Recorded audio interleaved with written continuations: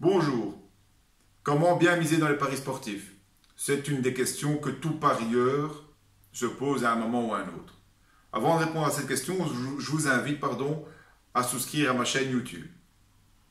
Alors pour moi, il y a deux conditions à respecter quand on mise. Une première condition mathématique et une deuxième condition psychologique. Commençons par la première condition mathématique. Je conseille de miser maximum 2% de sa bankroll. Pourquoi?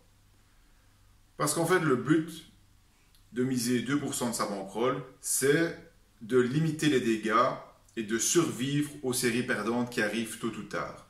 Une série perdante, surtout si on travaille sur des cotes aux alentours de 2, donc qui sont des cotes, on va dire, en moyenne, euh, ben, plus vite que vous ne le pensez, vous allez tomber sur une série de 6-7 paris perdants à un moment ou l'autre dans l'année. Okay. Je prends le cas où j'ai 6 paris perdants. Imaginez que vous misez 10% de votre bankroll. Que va-t-il se passer? Après 6 pertes, vous allez perdre 6 fois 10%, c'est-à-dire 60% de la bankroll. C'est énorme. Ça veut dire que si vous aviez une bankroll de 10 000 euros, après la première série perdante de 6 paris perdants, votre bankroll passe à 4 000 euros, vous avez perdu 6 000 euros. En plus de ça, ce qui va aggraver, c'est que la réaction que la plupart des parieurs ont quand ils perdent trop de capital, c'est qu'ils augmentent leur mise pour rattraper leurs pertes. Et là, croyez-moi qu'on n'est plus qu'à 2 doigts de perdre toute sa bankroll et de brûler sa bankroll complètement. C'est pour ça que je préconise 2%, parce qu'avec 2% de bankroll comme mise, même après 6 paris perdants, vous avez perdu 12% de la bankroll, ce qui est bien plus gérable, bien plus raisonnable.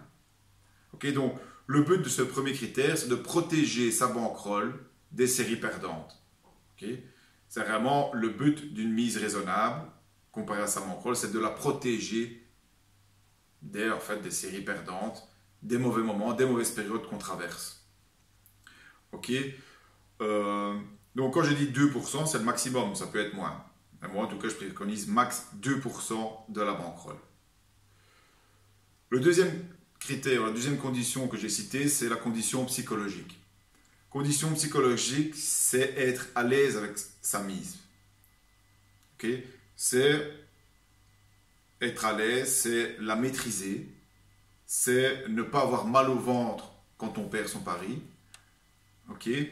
Et ça, c'est quelque chose qui peut arriver quand on augmente sa bankroll. Pourquoi? Parce que si je prends le cas où une personne a une bankroll de 50 000 euros, qui est pas mal du tout, elle peut miser 2%. Le problème, c'est qu'en misant 2% de sa bankroll, condition mathématique, ça lui fait une mise de 1 000 euros. Or, 1 000 euros, pour certaines personnes, moi y compris, miser 1 000 euros sur un match, ça peut être très dur à gérer psychologiquement.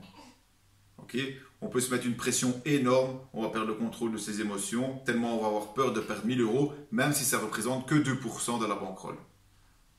Okay? Donc, le critère psychologique, c'est se dire, ok, est-ce que, avec ma mise actuelle, est-ce que je la maîtrise? Est-ce que je n'ai pas mal au ventre à l'idée de la perdre? Si oui, j'abaisse cette mise. C'est-à-dire que j'ai beau avoir une bankroll énorme, si je ne suis pas à l'aise avec les 2% de bankroll, je diminue ma mise encore, jusqu'à ce que je sois à l'aise, pour éviter de faire des erreurs de jugement, de perdre le contrôle de ses émotions et au final de perdre de l'argent. Ok, donc premier critère, je répète, 2% de sa bankroll. Et même quand on respecte le premier critère, il faut s'assurer de respecter le second critère qui est de maîtriser sa mise émotionnellement, d'être à l'aise avec sa mise, d'être confortable, de ne pas avoir mal au ventre quand on perd sa mise. Okay, c'est pour ça que les 2% sont bien un maximum. Okay, mais on peut bien entendu descendre jusqu'à ce que je sois à l'aise avec ma mise.